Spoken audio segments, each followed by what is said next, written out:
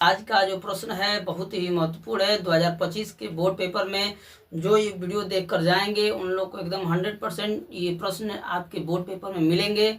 और जब आपको ये प्रश्न मिलेंगे तो आप बहुत खुश हो जाएंगे। और इस वीडियो को इसलिए अंत तक बन कर देखिएगा क्योंकि आपको 2025 के पेपर में बहुत ही अच्छे प्रश्न इनसे मिलेंगे। ठीक है, जितने भी प्रश्न मिलेंगे सब इन्हीं से मिलेंगे क्योंकि एक मॉडल पेपर की तरह, जिस तरह आपका मॉडल पेपर आता है, जितने भी 20 प्रश्न आते हैं आपको, जैसे व्याकरण से आता है, रस से आता है, जितने भी व्याकरण से प्रश्न आते हैं, गद्य पद से आते हैं, हिंदी साहित्य से प्रश्न पूछे जाते हैं, वो सारे प्रश्न इसमें आपको मिलेंगे। ठीक है, यदि आप लोग को वीडियो पसंद आता है तो वीडियो को लाइक कर दीजिएगा, शेयर कर दीजिएगा और चैनल पे नए हैं तो चैनल को सब्सक्राइब कर बेल आइकन को प्रेस कर दीजिएगा। ठीक है, हम बढ़ते हैं आज के पहले प्रश्न की तरफ। आज का पहला प्रश्न है कि आचार्य रामचंद्र शुक्ल किस युग के लेखक हैं। हमको बताना है कि आचार्य रामचंद्र जो शुक्ल हैं वो किस युग के लेखक हैं। पहला ऑप्शन दे रहा है कि शुक्ल युग के हैं, द्विवेदी युग के हैं, शुक्लोत्तर युग के हैं या भारतेंदु युग के हैं। ठीक है, किस युग के लेखक हैं हमें ये बताना है। तो ध्यान दीजिएगा कि आचार्य रामचंद्र शुक्ल ये आपके पहले पाठ के लेखक हैं। किस पाठ के लेखक हैं? पहले पाठ का। और पहला पाठ आपका दिया है मित्रता। क्या दिया है? मित्रता दिया है। और मित्रता के लेखक कौन है? आचार्य रामचंद्र शुक्ल है। आचार्य रामचंद्र शुक्ल। ठीक है, शुक्ल हैं। और ध्यान दीजिएगा आचार्य रामचंद्र शुक्ल हैं और इनकी रचना मित्रता है। और आप लोग को हम बता दें कि ये किस युग के लेखक हैं, तो ये शुक्ल युग के लेखक हैं। ठीक है, आप लोग इनके नाम में भी देखिए ये क्या दिया है? शुक्ल दिया है। इससे भी आप पहचान सकते हैं कि ये किस युग के लेखक हैं? शुक्ल युग के लेखक हैं। ठीक है, तो हमारा कौन सा ऑप्शन सही हो जाएगा? पहला ऑप्शन सही हो जाएगा। क्या हो जाएगा? पहला ऑप्शन सही हो जाएगा, शुक्ल युग। किस युग के लेखक हैं? शुक्ल युग के लेखक हैं। ठीक है, आगे बढ़ते हैं क्वेश्चन नंबर 2 की तरफ। क्वेश्चन नंबर 2 है हमारा, पूछ रहा है दूसरा प्रश्न आपसे कि गबन किस विधा की रचना है। क्या बताना है? गबन किस विधा की रचना है। पहला विकल्प दे रहा है कि नाटक, एकांकी, उपन्यास और कहानी। तो हमें बताना है कि गबन जो विधा है किस विधा की रचना है। आपसे तीन ही चीज पूछता है, रचना, रचनाकार और विधा। ठीक है, रचनाकार का मतलब होता है किसने इसका रचना किया है, किसने लिखा है। और इसका विधा पूछता है, जितने भी ये विधा दिया है, नाटक दिया है, एकांकी दिया है, उपन्यास दिया है, कहानी दिया है, संस्मरण होता है, आत्मकथा होता है, जीवनी होता है, तो ये सारे जो होते हैं ये विधा के अंतर्गत आते हैं। किसके अंतर्गत आते हैं? विधा के अंतर्गत आते हैं। ठीक है, ये सभी विधाएं हैं। और देखिए हमें बताना है कि गबन किस विधा की रचना है। क्या बताना है? गबन किस विधा की रचना है। तो देखिए गबन जो है ये है उपन्यास विधा की रचना। किसकी रचना है? उपन्यास विधा की रचना है। और ये किसका रचना है? तो ये मुंशी प्रेमचंद्र जी का है। मुंशी प्रेमचंद्र जी का।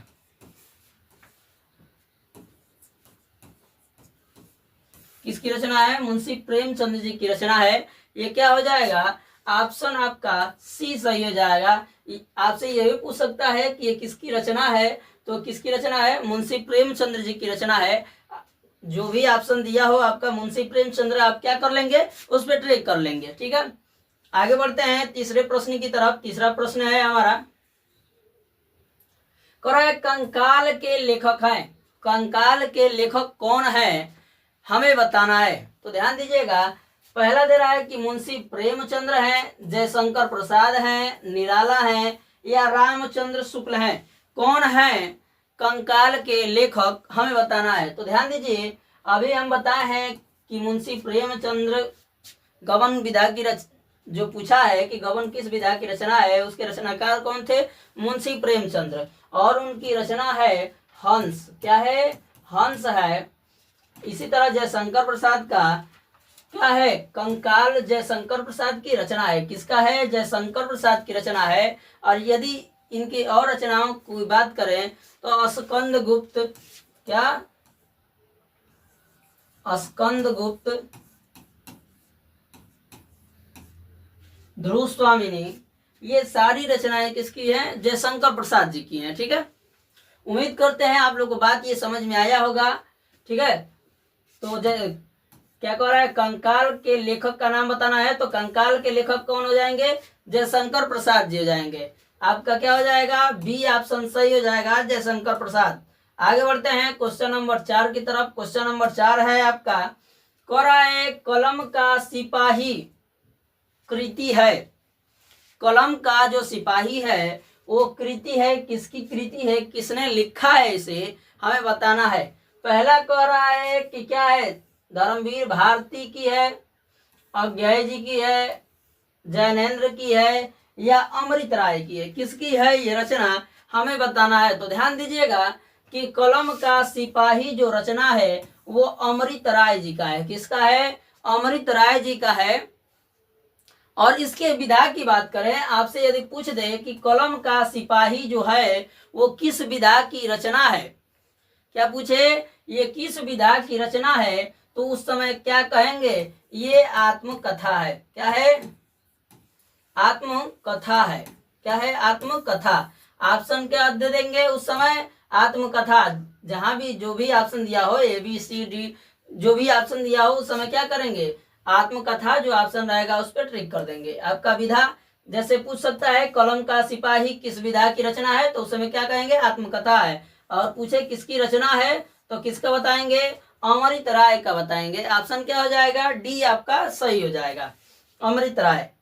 आगे बढ़ते हैं अगले प्रश्न की तरफ। अगला प्रश्न है आपका 5 नंबर। ठीक है, 5 नंबर प्रश्न दे रहा है कि हिंदी पद साहित्य के इतिहास को विद्वानों ने कितने भागों में बांटा है?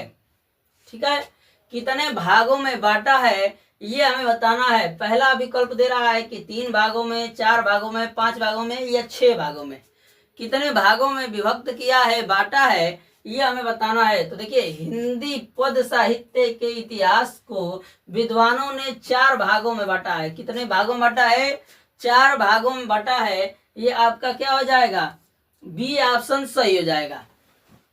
ठीक है, आगे बढ़ते हैं क्वेश्चन नंबर 6 की तरफ। क्वेश्चन नंबर 6 है आपका कि साकेत रचना किसकी है? साकेत जो रचना है वो किसकी रचना है, हमें बताना है। पहला कह रहा है कि महादेवी वर्मा की है रचना, ये सुमित्रा नंदन पंत की रचना है, जयशंकर प्रसाद की है, मैथिली शरण गुप्त की है। तो ध्यान दीजिएगा कि साकेत जो रचना है वो मैथिली शरण गुप्त जी की है। किसकी है? मैथिली शरण गुप्त जी की। ऑप्शन क्या हो जाएगा? डी आपका सही हो जाएगा। कौन सा विकल्प? डी विकल्प सही हो जाएगा। जो आपका दो दिया है इसमें हिंदी में सब ऑप्शन दे दिए हैं हम। ठीक है, तो आपका क्या हो जाएगा? 2 ऑप्शन सही हो जाएगा।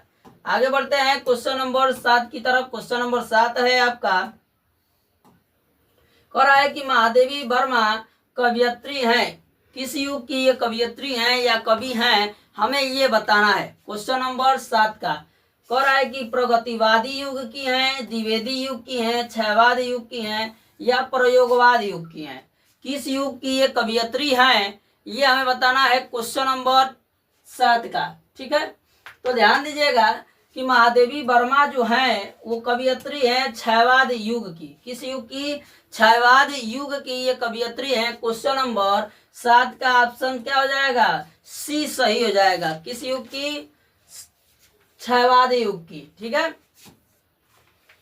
आगे बढ़ते हैं क्वेश्चन नंबर 8 की तरफ। क्वेश्चन नंबर 8 है आपका कि गंगा लहरी रचना है। गंगा लहरी किसकी रचना है ये हमें बताना है क्वेश्चन नंबर 8 का।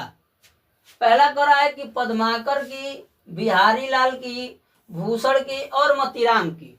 क्वेश्चन नंबर 8 का सभी लोग कमेंट करके बताएंगे कि कौन सा विकल्प सही होगा, कि गंगा लहरी जो रचना है वो किसकी रचना है। ठीक है, तो ध्यान दीजिएगा, गंगा लहरी जो रचना है आपकी वो है पद्माकर जी की। किसकी है? पद्माकर जी की ये रचना है। ऑप्शन क्या हो जाएगा आपका? ए सही हो जाएगा, पद्माकर। आगे बढ़ते हैं क्वेश्चन नंबर 9 की तरफ। क्वेश्चन नंबर 9 है आपका, ये देखिए प्रश्न ये बार बार पूछता है। ठीक है, ये बार बार प्रश्न पूछता है कि आदिकाल किन नामों से जाना जाता है। आदिकाल को और किस नाम से जाना जाता है हमको बताना है। पहला कह रहा है कि वीर गाथा काल, पूर्व मध्यकाल, चारण काल, क और ग दोनों। तो इनमें 4 विकल्प दिए गए हैं, जिसमें चौथा कह रहा है कि क और ग दोनों।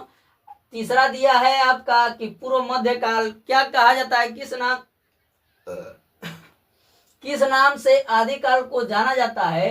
तो ध्यान दीजिएगा, किस नाम से जाना जाता है? तो वीर गाथा काल और चारण काल के नाम से जाना जाता है। यानी कि आपका डी ऑप्शन क्या हो जाएगा, सही हो जाएगा। क्या हो जाएगा, डी ऑप्शन सही हो जाएगा। आगे बढ़ते हैं क्वेश्चन नंबर 10 की तरफ।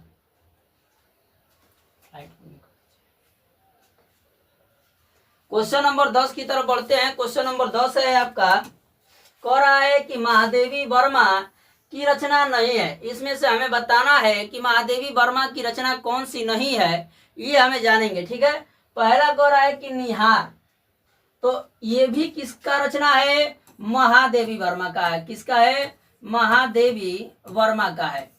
दूसरा सांध्य गीत महादेवी वर्मा का। ठीक है,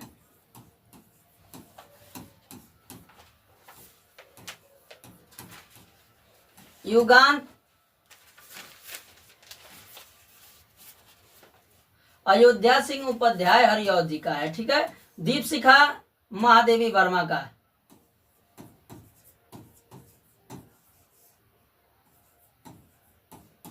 तो ध्यान दीजिए, इसमें हमें बताना है कि जो रचना महादेवी वर्मा का नहीं है वे बताना है। तो ध्यान दीजिए, इसमें से रचना जो है युगांत, वो किसका है, अयोध्या सिंह उपाध्याय हरिऔध का है। इसलिए क्या हो जाएगा, आपका सी ऑप्शन सही हो जाएगा, क्योंकि ये तीनों विकल्प जो है ए, बी और डी, वो किसकी रचना है, महादेवी वर्मा की है। और जो नहीं है महादेवी वर्मा का वो बताना है, तो आपका सी ऑप्शन क्या हो जाएगा, सही हो जाएगा। क्या हो जाएगा, युगांत।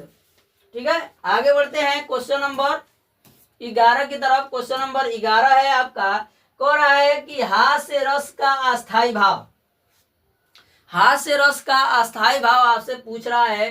पहला कह रहा है कि रति है, हास है, निर्वेद है या विस्मय है। इनमें से कौन सा है जो हास्य रस का अस्थाई भाव है? तो देखिए, हास्य का मतलब होता है जिसमें हंसी आए। क्या हो, हंसना हो। हंसना हम लोग क्या करते हैं, जिसमें हमको हंसी आए, खुशी हो, ठीक है, आनंद आए, जिसमें हंसी का। देखिए, आप लोग को इतना बात बता दिया जाए, ध्यान रखिएगा इस बात का, जब भी हास्य रस आए तो किसी पात्र को देखकर हमको हंसी आता है। जैसे हम लोग क्या देखते हैं, मोबाइल में कॉमेडी देखें, ठीक है, या कहीं जाएं तो क्या हो रहा है, वहाँ नाटक चल रहा है, तो उस पात्र को देखकर जब हमारे मन में, हमारे हृदय में क्या आनंद की भावना उत्पन्न होती है, वो वहाँ कौन सा रस होता है, हास्य रस होता है। ठीक है, तो हमारा क्या हो जाएगा, हास हो जाएगा। हास्य रस का अस्थाई भाव क्या होगा, हास होगा। आपका क्या हो जाएगा, बी ऑप्शन सही हो जाएगा, हास। ठीक है, आगे बढ़ते हैं क्वेश्चन नंबर 12 की तरफ। क्वेश्चन नंबर 12 है कि पीपर पात सरिस मंडोला में उपर्युक्त में अलंकार कौन सा है। इसमें कौन सा अलंकार है हमें बताना है, अलंकार। ठीक है, पहला दे रहा है कि रूपक, उपमा, उत्प्रेक्षा या अनुप्रास। कौन सा अलंकार है क्वेश्चन नंबर 12 में? तो ध्यान दीजिए कि पीपर पात सरिस मंडोला में आपका उपमा अलंकार है। कौन सा अलंकार है, उपमा अलंकार है। क्वेश्चन नंबर 12 का बी ऑप्शन क्या हो जाएगा, सही हो जाएगा। आगे बढ़ते हैं क्वेश्चन नंबर 13 की तरफ। क्वेश्चन नंबर 13 है, कह रहा है कि सोरठा छंद में चरण होते हैं। सोरठा छंद में कितने चरण होते हैं हमें बताना है। ठीक है, पहला दे रहा है कि 4 चरण होते हैं, 2 चरण होते हैं, 3 चरण होते हैं या 1 चरण होते हैं। तो देखिए, सोरठा छंद में चाहे दोहा छंद में 4 चरण होते हैं। कितने चरण होते हैं, 4 चरण होते हैं। कितने, 4 चरण। पहले को कहते हैं प्रथम चरण, दूसरे को कहते हैं द्वितीय चरण, तीसरे को कहते हैं तृतीय चरण और चौथे को कहते हैं चतुर्थ चरण। ठीक है, और प्रथम और तृतीय को, ठीक है, प्रथम और तृतीय चरण को कहते हैं हम विषम चरण। क्या कहते हैं? विषम चरण कहते हैं, विषम चरण। और दूसरे और चौथे चरण को कहते हैं हम समचरण। क्या कहते हैं? समचरण। और इसमें क्या होता है? 11 और 13 पर यति होता है। क्या होता है? 11 और 13 पर यति होता है। ठीक है, सोरठा में। और आपका ये चरण पूछा है तो आपका क्या हो जाएगा? पहला ऑप्शन सही हो जाएगा। क्या? 4। कितने चरण होते हैं? 4 चरण होते हैं। आगे बढ़ते हैं क्वेश्चन नंबर 14 की तरफ। क्वेश्चन नंबर 14 कह रहा है कि उपदेश शब्द में उपयुक्त शब्द क्या है? उपसर्ग है। क्या बताना है? उपसर्ग हमें बताना है कि इनमें उपसर्ग कौन सा है उपदेश शब्द में। पहला उ दे रहा है, अ दे रहा है, उप दे रहा है, अन दे रहा है। 4 विकल्प आपके सामने दिए गए हैं और चारों विकल्पों में बताना है कि कौन सा विकल्प सही है। तो देखिए आपका दे रहा है, पहले इसका हम इस शब्द का क्या करते हैं? संधि विच्छेद कर लेते हैं। तो दे रहा है कि उपदेश। क्या दे रहा है? उपदेश दे रहा है। ठीक है, तो इसका क्या कर लेंगे? संधि विच्छेद कर लेंगे। इसका संधि विच्छेद करेंगे तो हो जाएगा उपधन देश। क्या हो जाएगा? उपधन देश। जो आपका ये अंतिम पद है इसे कहते हैं हम प्रत्यय। क्या कहते हैं? प्रत्यय कहते हैं। और उपसर्ग हमेशा आगे जुड़ता है। जो आगे जुड़ा है ये शब्द लिखा गया है उसे कहते हैं उपसर्ग। क्या कहते हैं? उपसर्ग कहते हैं। ठीक है, तो हम लोग से क्या पूछा है? उपसर्ग पूछा है। यही प्रत्यय पूछा होता तो हमारा क्या हो जाता? देश हमारा इस विकल्प में दिया होता, हम उस समय देश पे ट्रिक मारते जब प्रत्यय पूछता तो। लेकिन हमसे पूछा है उपसर्ग तो हम क्या करेंगे? उप पर मारेंगे ट्रिक और क्या हो जाएगा? आपका सी विकल्प सही हो जाएगा। क्या हो जाएगा? उप हो जाएगा। ठीक है, सी ऑप्शन क्या हो जाएगा? सही हो जाएगा। आगे बढ़ते हैं क्वेश्चन नंबर 15 की तरफ। और देखिए प्रत्यय को पूछ दिया है। यहाँ कह रहा है कि प्रत्यय के भेद हैं। प्रत्यय के कितने भेद होते हैं ये हमें बताना है। पहला कह रहा है कि 4, 5, 3 और 6। प्रत्यय के कितने भेद होते हैं? तो कितने होते हैं? 2 भेद होते हैं। ठीक है, प्रत्यय के कितने भेद होते हैं? 2 भेद होते हैं। आपका कौन सा ऑप्शन सही हो जाएगा? डी ऑप्शन सही हो जाएगा, 2।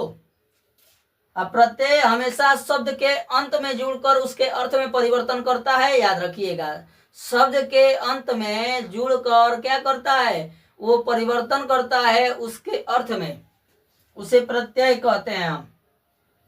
आगे बढ़ते हैं क्वेश्चन नंबर 16 की तरफ। कह रहा है कि लाभ हानि, कह रहा है कि हानि और लाभ में समास है। हानि लाभ में समास बताना है। तो यदि हम इसका समास विग्रह करें तो हो जाएगा हानि और लाभ। क्या हो जाएगा? हानि और लाभ हो जाएगा। जब ऐसे समानार्थिक शब्द आते हैं, ठीक है, जैसे माता पिता, ठीक है, उस समय भी क्या होगा? आपका जो इस समय समास है उसमें भी वही समास होगा। और जब समानार्थिक शब्द आते हैं उस समय होता है द्वंद्व समास। कौन सा होता है? द्वंद्व समास होता है। आपका क्या हो जाएगा? पहला ऑप्शन सही हो जाएगा। क्या हो जाएगा? द्वंद्व समास। आपका पहला विकल्प सही हो जाएगा। ठीक है, 16 का ए। आगे बढ़ते हैं क्वेश्चन नंबर 17 की तरफ। क्वेश्चन नंबर 17 है, आपसे पूछ रहा है कि मछली का पर्यायवाची है। मछली का पर्यायवाची, देखिए पर्यायवाची का मतलब होता है कि उसी व्यक्ति का कोई ठो नाम। जैसे मछली को हम अन्य नाम से किस नाम से जानते हैं ये बताना है, उसका और क्या नाम है हमको यही बताना है। तो ध्यान दीजिएगा, जैसे पृथ्वी को हम जानते हैं, ठीक है, पृथ्वी की यदि बात करें हम, पृथ्वी का पर्यायवाची, तो पृथ्वी को क्या कहते हैं? धरती कहते हैं, भू कहते हैं, भूमि कहते हैं, धरातल कहते हैं। ठीक है, कितने नामों से इसे जानते हैं? किसको? पृथ्वी को, या कहें कि हम धरती का पर्यायवाची लिखें, चाहे भूमि का पर्यायवाची लिखें, या धरातल का पर्यायवाची लिखें, तो जो यहाँ आगे हो जाएगा अन्य जो नाम है इनके, तो और क्या हो जाएंगे? इसके पर्यायवाची हो जाएंगे। जो अन्य नाम होगा इसका पर्यायवाची हो जाएगा। ठीक है। उसी तरह जैसे हम क्या कहें, सूर्य को कहें, तो सूर्य को क्या कहते हैं हम? दिनकर कहते हैं, दिवाकर कहते हैं। ठीक है। ये क्या है? सूर्य का पर्यायवाची है। क्या है? सूर्य का पर्यायवाची, उसका अन्य नाम है। ठीक है ना। तो हमारा क्या हो जाएगा? उसी तरह मछली को क्या कहते हैं? द्विज कहते हैं, मीन कहते हैं, रसान कहते हैं, या मूढ़ कहते हैं। क्या कहते हैं मछली को? तो देखिए मछली को हम, उसका अन्य नाम है क्या? मीन। क्या है? मीन है। मछली का अन्य नाम क्या है हमारा? मीन। हमारा क्या हो जाएगा? बी विकल्प सही हो जाएगा, मीन। ऑप्शन बी सही हो जाएगा। आगे बढ़ते हैं क्वेश्चन नंबर 18 की तरफ। क्वेश्चन नंबर 18 है कि यद्यपि में कौन सी संधि है? यद्यपि में कौन सी संधि है हमें बताना है। ठीक है। तो देखिए पहला दे रहा है कि अयादि संधि है, दीर्घ संधि है, यण संधि है, या वृद्धि संधि है। इनमें कौन सी संधि है ये हमें बताना है। ठीक है। तो देखिए आपकी संधि जो होती है ये 3 प्रकार की होती है। कितने प्रकार की? 3 प्रकार की होती है।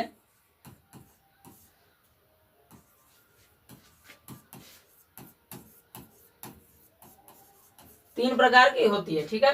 पहला होता है स्वर संधि,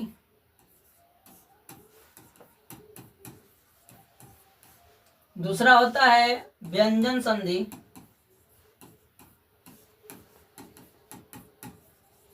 तीसरा होता है विसर्ग संधि,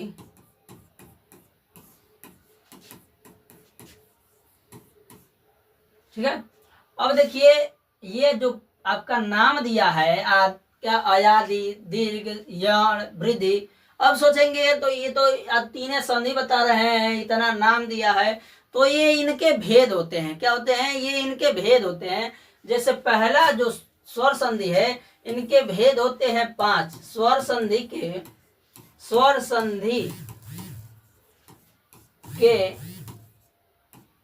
5 भेद होते हैं। 5 भेद होते हैं। ठीक है। पहला आपका होता है दीर्घ स्वर संधि, दूसरा होता है गुण स्वर संधि, तीसरा होता है वृद्धि स्वर संधि, चौथा होता है यण स्वर संधि, और आपका 5वां होता है अयादि स्वर संधि।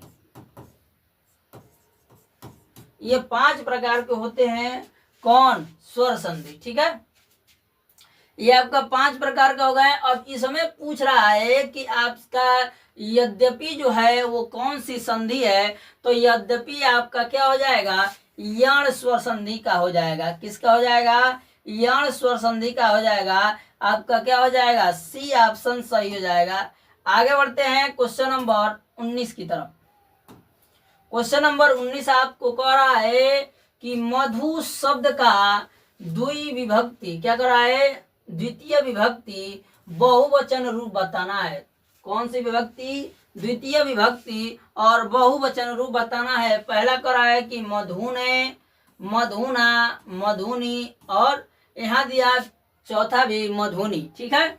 तो ध्यान दीजिएगा कि मधु शब्द का द्वितीय विभक्ति और बहुवचन रूप है आपका मधुनी। क्या है? मधुनी। डी ऑप्शन जो आपको दे रहा है वो क्या हो जाएगा, सही हो जाएगा, मधुनी। याद रखिएगा, ये चीज आपको याद रखना पड़ता है, ठीक है। किसका कौन सा वचन होगा ये हमको एकदम बिल्कुल याद रखना पड़ता है, तभी हम लोग बता पाएंगे, ठीक है ना। आगे बढ़ते हैं 20 नंबर प्रश्न की तरफ। 20 नंबर प्रश्न है, कह रहा है कि पठिताम धातु का वचन एवं पुरुष बताना है। कह रहा है कि पठिताम धातु का क्या बताना है, वचन एवं पुरुष बताना है। पहला कह रहा है कि प्रथम पुरुष बहुवचन, दूसरा कह रहा है प्रथम पुरुष द्विवचन, तीसरा कह रहा है कि प्रथम पुरुष एक वचन, और चौथा कह रहा है कि मध्यम पुरुष द्विवचन। इनमें से कौन सा सही है हमें ये बताना है, ठीक है।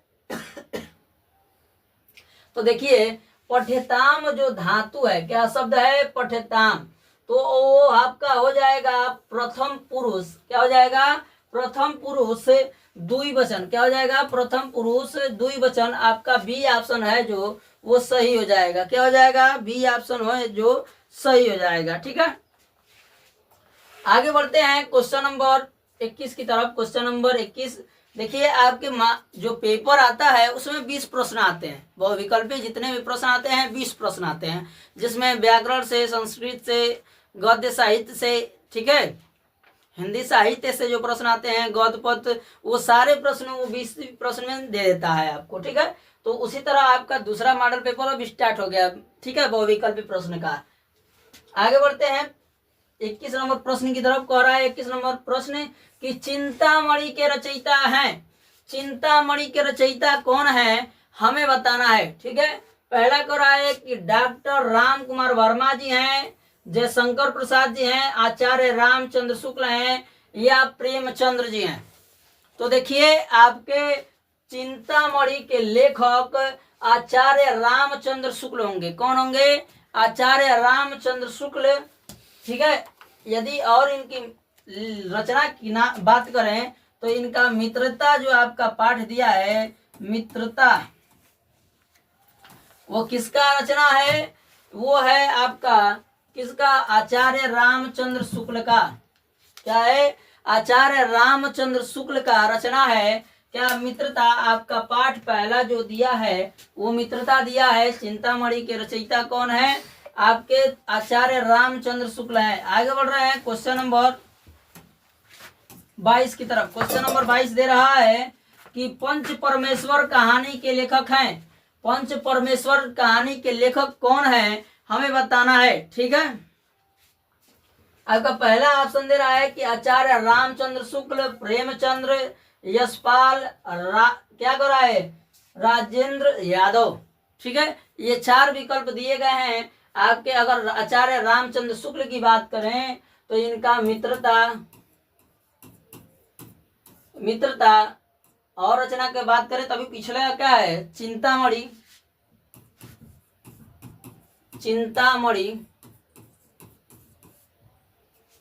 प्रेमचंद्र की बात करें हंस, पंच परमेश्वर,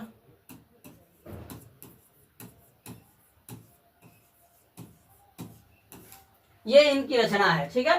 तो हमको क्या बताना है, पंच परमेश्वर कहानी के लेखक बताना है। तो पंच परमेश्वर कहानी के लेखक हमको पता चल गया कि कौन है, प्रेमचंद्र जी हैं। कौन है, मुंशी प्रेमचंद्र जी हैं। मुंशी प्रेमचंद्र का ही रचना है क्या, पंच परमेश्वर। हंस की बात करें तो हंस किसकी है, प्रेमचंद्र जी की रचना है। आपका क्या हो जाएगा, बी ऑप्शन सही हो जाएगा।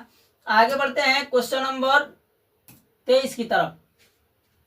क्वेश्चन नंबर 23 है आपका, कह रहा है कि जयशंकर प्रसाद का नाटक नहीं है।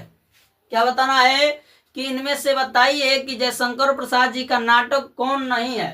पहला कह रहा है कि ध्रुव स्वामिनी, चंद्रगुप्त, लहरों के राजहंस, स्कंदगुप्त। ये 4 विकल्प दिए हैं। तो ध्यान दीजिएगा कि ध्रुव स्वामिनी के लेखक जयशंकर प्रसाद जी हैं। कौन है, जयशंकर प्रसाद। दूसरा दे रहा है चंद्रगुप्त, तो चंद्रगुप्त के लेखक भी जयशंकर प्रसाद।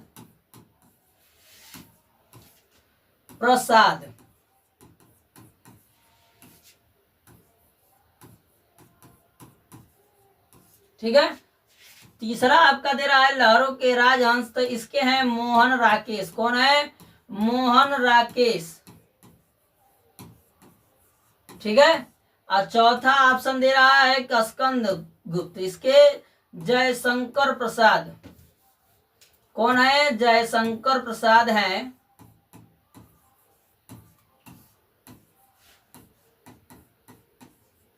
तो ध्यान दीजिएगा कि आपसे पूछा है कि जयशंकर प्रसाद का नाटक नहीं है, हमें वो बताना है कि जो नहीं है वो बताना है। ठीक है ना। तो ध्यान दीजिए कि जो नहीं है वो बताना है, क्योंकि आपका पहला विकल्प जयशंकर प्रसाद का है, दूसरा विकल्प जयशंकर प्रसाद का है, और चौथा विकल्प भी आपका जयशंकर प्रसाद का है। जो लहरों के राजहंस है वो क्या है? वो मोहन राकेश जी की रचना है, इसलिए क्या हो जाएगा आपका सी ऑप्शन सही हो जाएगा। क्या हो जाएगा? सी। हम लहरों के राजहंस रचना किसकी है? मोहन राकेश जी की है, इसलिए क्या हो जाएगा? सी ऑप्शन सही हो जाएगा। आगे बढ़ते हैं अगले प्रश्न की तरफ। अगला प्रश्न है आपका 24 नंबर। कह रहा है कि शेखर एक जीवनी उपन्यास के लेखक हैं। शेखर एक जीवनी उपन्यास के लेखक कौन है, हमें बताना है। ठीक है। पहला कह रहा है कि धर्मवीर भारती हैं, प्रेमचंद्र हैं, फणीश्वर नाथ रेणु हैं, या अज्ञेय जी हैं। इनमें से कौन है हमें बताना है, क्वेश्चन नंबर 24 का। ठीक है। तो ध्यान दीजिए क्वेश्चन नंबर 24 से आप लोग कि शेखर एक जीवनी उपन्यास के लेखक अज्ञेय जी हैं। कौन है? अज्ञेय जी हैं। आपका क्या हो जाएगा? चौथा विकल्प सही हो जाएगा। ठीक है ना। क्या हो जाएगा? अज्ञेय। शेखर एक जीवनी के लेखक अज्ञेय जी हैं। इनकी और भी रचना है, हरी घास पर क्षण भर, सुनहरे सवाल, ये किसकी रचना है? वो अज्ञेय जी की रचना है। ठीक है ना। आगे बढ़ते हैं क्वेश्चन नंबर 25 की तरफ। क्वेश्चन नंबर 25 है आपका कि अपनी खबर आत्मकथा है। क्या पूछ रहा है? कि अपनी खबर आत्मकथा है, वो किसकी है हमें बताना है। पहला कर है पांडे बेचन शर्मा उग्र, डॉक्टर राजेंद्र प्रसाद, हरिवंश राय बच्चन, श्याम सुंदर दास की। इनमें से किसकी रचना है ये हमें बताना है। अपनी खबर जो आत्मकथा है वो किसकी रचना है ये हमें बताना है। तो ध्यान दीजिए कि अपनी खबर जो है वो पांडे बेचन शर्मा उग्र की रचना है। किसकी है? पांडे बेचन शर्मा उग्र की। यदि आप लोग से यही पूछ दे कि ये किस विधा की रचना है, क्या पूछे ये किस विधा की रचना है, तो हम क्या बताएंगे उस समय, ध्यान दीजिएगा। ठीक है। ये पूछे तो क्या कहेंगे? ये आत्मकथा है। क्या है? आत्मकथा। ये स्वयं के बारे में लिखना आत्मकथा कहलाता है। अपने बारे में लिखे हैं तो क्या कहलाएगा? आत्मकथा कहलाएगा। ठीक है। तो आपका क्या हो जाएगा? पहला विकल्प सही हो जाएगा, पांडे बेचन शर्मा उग्र। ठीक है। आगे बढ़ते हैं क्वेश्चन नंबर 26 की तरफ। क्वेश्चन नंबर 26 है, कह रहा है कि भूषण किस युग के कवि हैं। भूषण किस युग के कवि हैं हमें बताना है। Question number 26। क्वेश्चन नंबर 26 का हमें बताना है। पहला कह रहा है आदिकाल के हैं, रीति काल के हैं, भक्ति काल के हैं, या आधुनिक काल के हैं। किस काल के हैं ये हमें ये बताना है। तो ध्यान दीजिएगा कि भूषण किस युग के कवि हैं। तो भूषण जो कवि हैं वो रीति काल के कवि हैं। किस काल के कवि हैं? रीति काल के कवि हैं। ये आपका ऑप्शन क्या हो जाएगा? बी सही हो जाएगा। ठीक है। आगे बढ़ते हैं क्वेश्चन नंबर 27 की तरफ। क्वेश्चन नंबर 27 है, कह रहा है कि ललित लालम रचना है। क्या बताना है? कि ललित लालम रचना किसकी है ये हमें बताना है। तो ध्यान दीजिएगा कि मोतीराम की है, पद्माकर की है, देव की है, या भूषण जी की है। किसकी है ये हमें बताना है। तो देखिए ललित लालम जो रचना है आपकी, क्या ललित लालम वो है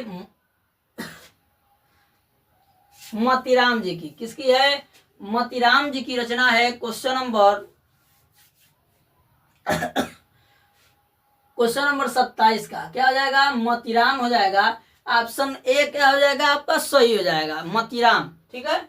आगे बढ़ते हैं क्वेश्चन नंबर 28 की तरफ। क्वेश्चन नंबर 28 है आपका। क्वेश्चन नंबर 28 पे सभी लोग ध्यान दीजिए। क्वेश्चन नंबर 28,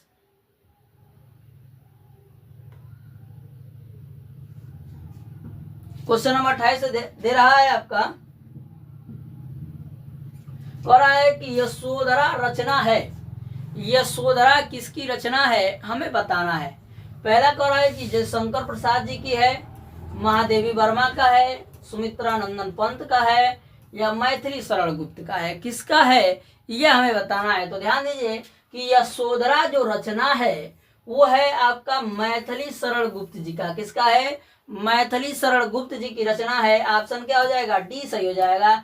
जैसे जयशंकर प्रसाद की बात करें तो इनका लहर है, ध्रुव स्वामिनी है, स्कंद गुप्त है, ठीक है, चंद्रगुप्त है। ये जयशंकर प्रसाद की रचना है। ठीक है,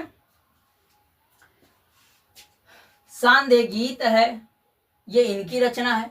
किसका? महादेवी वर्मा का। ठीक है, आगे बढ़ते हैं क्वेश्चन नंबर 29 की तरफ। क्वेश्चन नंबर 29 है आपका, आंगन के पार द्वार रचना है। बहुत अच्छा प्रश्न है। आंगन के पार और द्वार किसकी रचना है? कह रहा है कि जयशंकर प्रसाद कह, अज्ञय कह, रामधारी सिंह दिनकर कह, या नरेंद्र शर्मा कह, केकर हो? तो ध्यान दीजिएगा कि आंगन के पार द्वार रचना अज्ञय जी की है। किसकी है? अज्ञय जी की रचना है। ऑप्शन आपका क्या हो जाएगा? बी सही हो जाएगा, अज्ञय। ठीक है, इनकी और रचना है और इनका पूरा नाम है सचिदानंद हीरानंद वात्सल्य अज्ञय। इनका पूरा नाम क्या है? सचिदानंद हीरानंद वात्सल्य अज्ञय इनका पूरा नाम है। यदि और रचना की बात करें तो हरी घास पर क्षण भर, हरी घास पर क्षण भर, क्षण भर, और कहें तो सुनहरे सवाल। क्या? सुनहरे सवाल, सुनहरे सवाल, ये आपके इनके रचनाएं हैं। ठीक है, किसका? सचिदानंद हीरानंद वात्सल्य अज्ञय जी का। ठीक है ना, आपका क्या हो जाएगा? बी ऑप्शन सही हो जाएगा, अज्ञय। आगे बढ़ते हैं क्वेश्चन नंबर 30 की तरफ। कह रहा है कि दीप शिखा काव्य संग्रह रचना है। दीप शिखा काव्य संग्रह रचना है, किसकी ये रचना है ये हमें बताना है। ठीक है, पहला कह रहा है कि महादेवी वर्मा का, जयशंकर प्रसाद का, सुभद्रा कुमारी चौहान का, या सूर्यकांत त्रिपाठी निराला का। तो ध्यान दीजिएगा कि दीप शिखा जो रचना है आपका काव्य संग्रह जो है ये विधा बता रहा है। क्या बता रहा है? विधा बता रहा है आपका। ठीक है ना, आप जब विधा पूछे तो क्या कहेंगे? काव्य संग्रह है। ठीक है, अब आपसे कह रहा है कि क्या बताना है? दीप शिखा किसकी रचना है। तो देखिए दीप शिखा जो रचना है महादेवी वर्मा जी की है। किसकी है? महादेवी वर्मा जी की। ठीक है, और इनकी एक और रचना के नाम जान जाइए तो क्या है? सांध्य गीत है, सांध्य गीत, सांध्य गीत। ठीक है, आपका क्या हो जाएगा? पहला ऑप्शन सही हो जाएगा। आगे बढ़ते हैं क्वेश्चन नंबर 31 की तरफ, 31। अब देखिए 31 नंबर प्रश्न कर रहा है, करुण रस का अस्थाई भाव। ठीक है, करुण रस का अस्थाई भाव।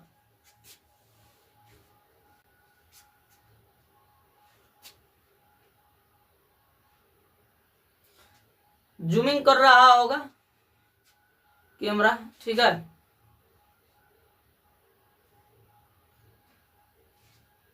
उसके लिए माफी चाहेंगे आप लोग से। ठीक है, और देखिए करुण रस का अस्थाई भाव बताना है। ठीक है, तो देखिए करुण की बात वहां होती है जहां दुख होता है, शोक हो, जैसे क्या होता है? जैसे कोई हमारा सगा संबंधी गुजर जाए, मर जाए, उसका मृत्यु हो जाए, दुर्घटना हो जाए, वहां पे हमारा होता है, क्या करते हैं? कहते हैं शोक मनाना है। क्या करना है? शोक मनाना है।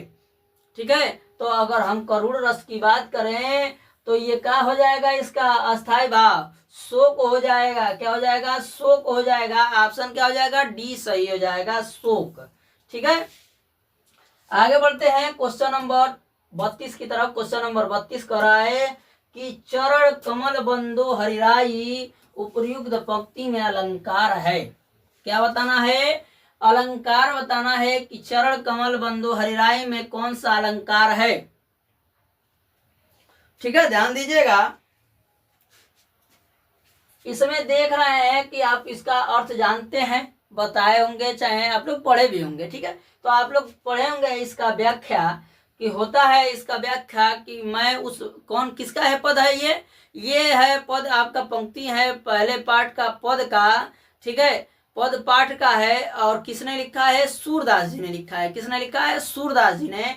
और इसकी व्याख्या की बात करें तो इसका व्याख्या आपका हो जाएगा कि मैं उस भगवान के कमलवत चरणों की वंदना करता हूँ जिसकी, ठीक है, मैं क्या करता हूँ, उस भगवान के कमलवत चरणों की वंदना करता हूँ। ठीक है, इसके आगे का नहीं दिया है तो इतना ही समझ लीजिए, मैं उस भगवान के कमलवत चरणों की वंदना करता हूँ।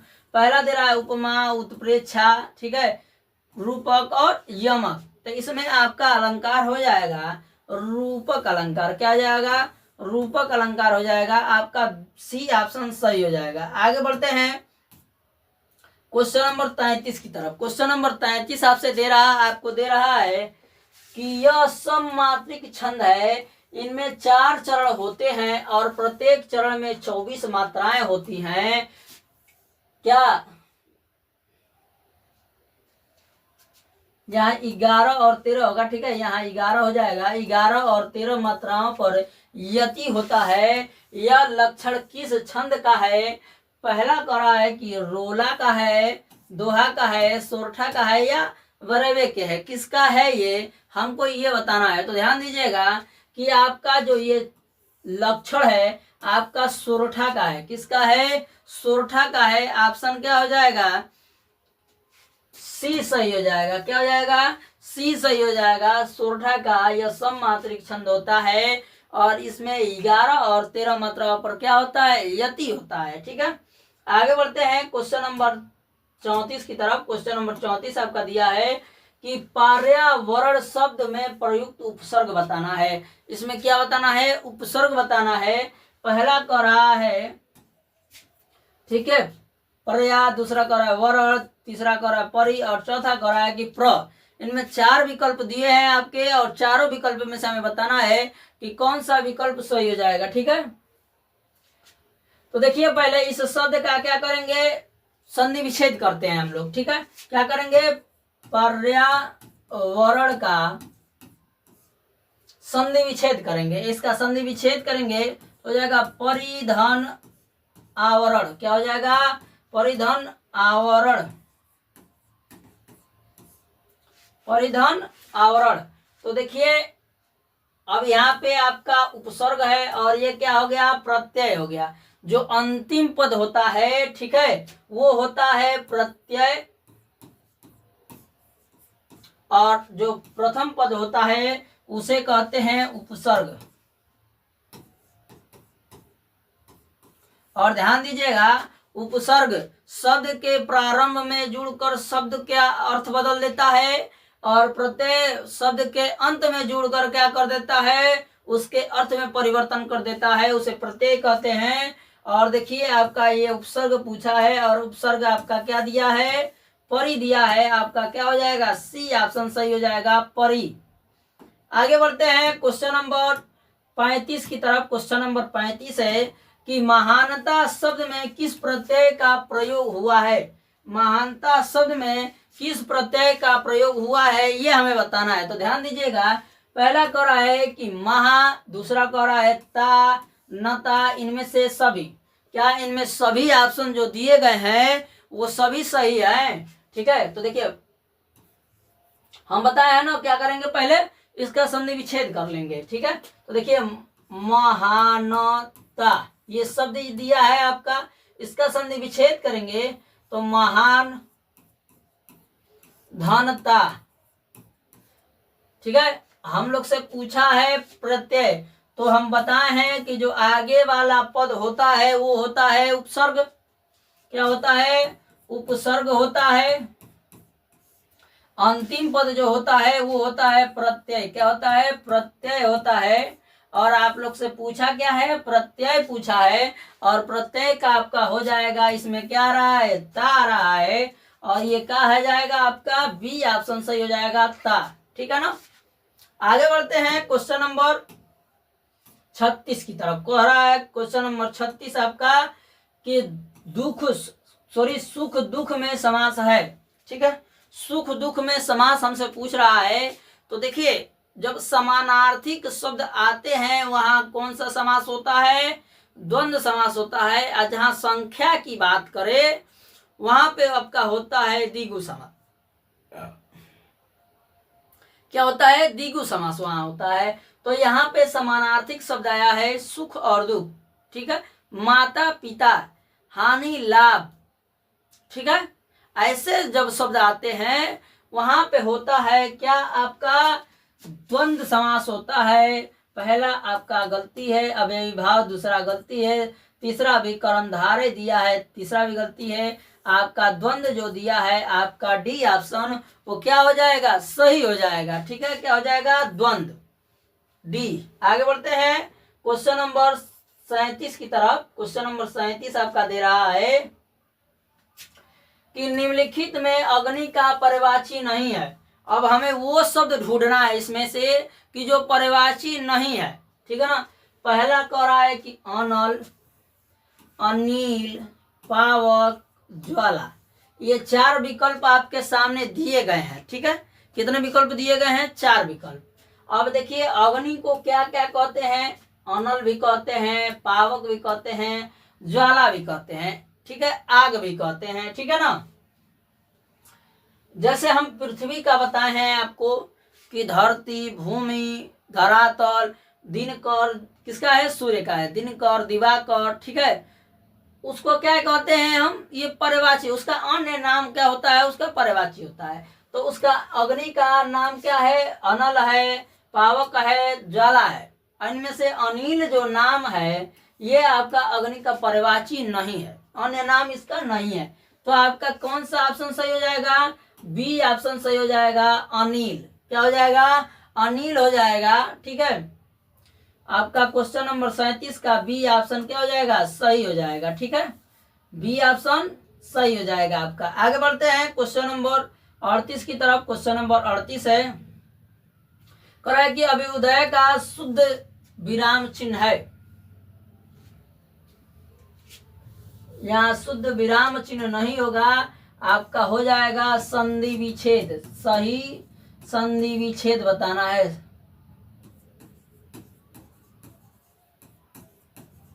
संधि विच्छेद बताना है। क्या बताना है?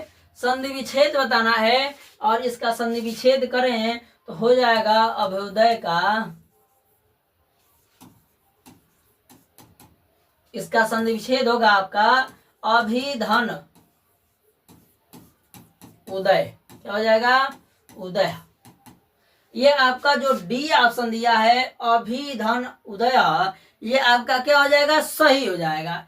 ठीक है, आपका डी ऑप्शन क्या हो जाएगा? सही हो जाएगा, अभिधन उदय। ठीक है, आगे बढ़ते हैं क्वेश्चन नंबर 39 की तरफ। आगे 39 नंबर प्रश्न कह रहा है कि मधु शब्द का, ठीक है, पंचमी विभक्ति एवं एक वचन रूप बताना है। अब हमें आप पीछे पढ़ चुके हैं मधु शब्द का। ठीक है, उसमें पूछा था और इसमें भी पूछा है आपका। ठीक है ना। तो आपका इसमें क्या हो जाएगा? आप पूछा है पंचमी विभक्ति पूछ दिया है, एक वचन रूप पूछ दिया है। ठीक है, तो ध्यान दीजिएगा आप लोग। ठीक है,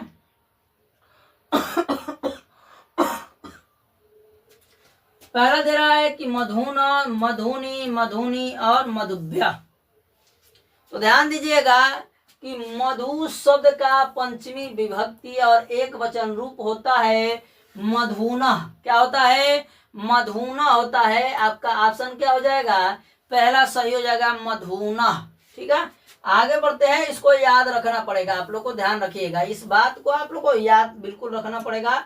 आगे बढ़ते हैं और इस वीडियो का ये अंतिम प्रश्न है 40 नंबर, इसको याद रखिएगा। क्वेश्चन नंबर 40 कह रहा है कि यहाँ ठहराएगा पठिष्यतः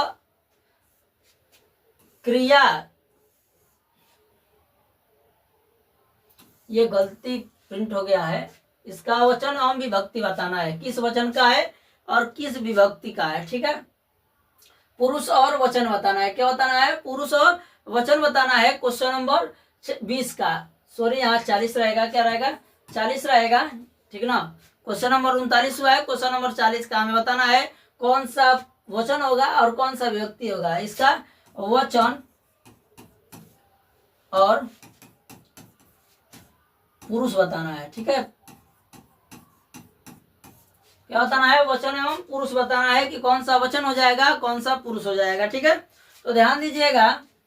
पहला करो एक वचन प्रथम पुरुष, बहुवचन मध्यम पुरुष, द्विवचन मध्यम पुरुष और एक वचन उत्तम पुरुष। इनमें से कौन सा विकल्प सही होगा ये हमें बताना है। तो ध्यान दीजिएगा कि आपका पठिष्यता का वचन एवं पुरुष आपका हो जाएगा द्विवचन और मध्यम पुरुष। क्या हो जाएगा? द्विवचन मध्यम पुरुष होगा। ठीक है ना। उम्मीद करते हैं कि आप लोग को ये वीडियो पसंद आया होगा। यदि आप लोग 6 बजे से जुड़ते हैं तो बहुत अच्छे अच्छे प्रश्न मिलेंगे आप लोग को। और ये दोनों मॉडल पेपर का था, बहुविकल्पी जितना भी प्रश्न बताए हैं सब मॉडल पेपर का था। आप लोग यदि नहीं देखे हो तो इसे फिर से दोबारा देख लेंगे। ठीक है, पूरे वीडियो को। और वीडियो में अंत तक बनने के लिए सबको धन्यवाद। यदि वीडियो पसंद आया हो तो वीडियो को लाइक कर दीजिएगा, शेयर कर दीजिएगा और चैनल पे नए हैं तो चैनल को सब्सक्राइब कर दीजिएगा। धन्यवाद, मिलते हैं नेक्स्ट वीडियो में।